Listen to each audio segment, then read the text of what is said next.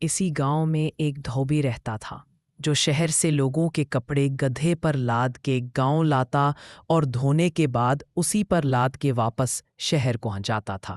دھوبی کی کمائی کا یہی ذریعہ تھا اور وہ اس قدر کما لیتا کہ بآسانی گزر بسر کر سکے۔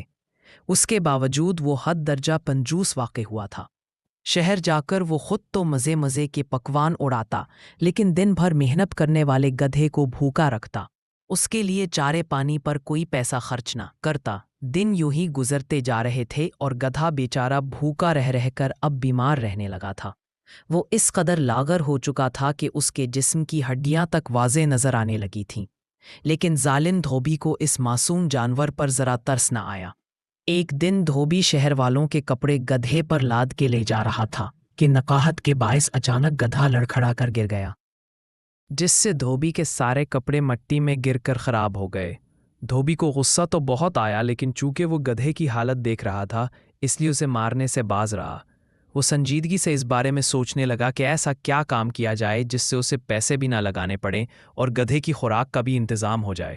وہ انہی سوچوں میں گم گدھے کو ساتھ لیے گاؤں کی طرف واپس جا رہا تھا کہ اس کا گزر ایک جنگل سے ہوا جہاں اسے شیر کی کھال ملی۔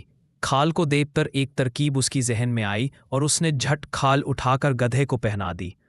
اگلے دن دھوبی گدھے کو لے کر پاس کے کھیتوں میں گیا جہاں لوگ کام کر رہے تھے۔ لوگوں نے جب شیر کو کھیتوں میں گھستے دیکھا تو وہ خوف کے مارے بھاگ کھڑے ہوئے اور خالی کھیتوں میں گدھا مزے سے گھاس چرنے لگا۔ اب دھوبی نے روز کا یہی معمول بنا لیا، وہ روزانہ گدھے کو کسی نہ کسی کے کھیتوں میں لے جاتا۔ لوگ شیر کی کھال میں چھپے گدھے کو شیر سمجھ کر ڈر جاتے اور اسے بھگانے کی جرات نہ کرتے۔ دھوبی خود چھپ کر تماشا دیکھتا اور جب گدھا گھاس چر لیتا تو اسے لے کر واپس لوٹ آتا۔ چند ہی دنوں میں گدھے کی صحت بہتر ہو گئی اور دھوبی اس بات سے بے حد خوش تھا کہ بغیر کسی خرچ کے اس نے گدھے کی خوراک کا انتظام کر لیا ہے۔ دھوبی اس بات سے انجان تھا کہ جھوٹ کی عمر زیادہ لمبی نہیں ہوتی۔ ایک دن حسب معمول دھوبی گدھے کو کھیتوں میں گھاس چرانے لے گیا۔ وہاں موجود لوگ بھی شیر کو دیکھ کر خوف کے مارے بھاگ گئے۔ ان سب میں ایک سمجھدار آدمی بھی موجود تھا۔ پہلے تو وہ بھی ڈر کر بھاگنے لگا، لیکن اچانک جب اس نے شیر کو گھاس چرتے دیکھا تو وہ ساری بات سمجھ گیا۔ اسے علم تھا کہ شیر گھاس نہیں چرتے۔ دور نظر دوڑانے پر اسے درخت کی اوٹ میں چھپا دھوبی بھی نظر آ گیا تو ساری حقیقت واضح ہو گئی۔ عقلمند آدمی نے کھیتوں میں کام کرنے والوں کو اشارے سے پاس بلایا اور انہیں ساری بات سمجھائی۔ سب نے مل کر دھوبی کو سبق سکھانے کا فیصلہ کر لیا۔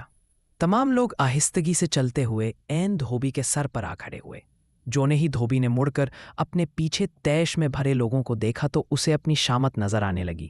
اس سے پہلے کہ وہ بھاگنے کی کوشش کرتا، گاؤں کے لوگوں نے پکڑ کر نہ صرف اس کی خوب درگت بنائی بلکہ گدھا بھی اس سے چھین لیا۔ اس دن کے بعد دھوبی اپنے کاندھوں پر سامان لاد کر شہر سے لاتا اور لے جاتا ہے، جبکہ گدھے کا نیا مالک نہ صرف اسے بے حد پیار کرتا ہے بلکہ کھانے کے لیے بھی اپنے کھیتوں سے تازہ چارہ مہیا کرتا ہے۔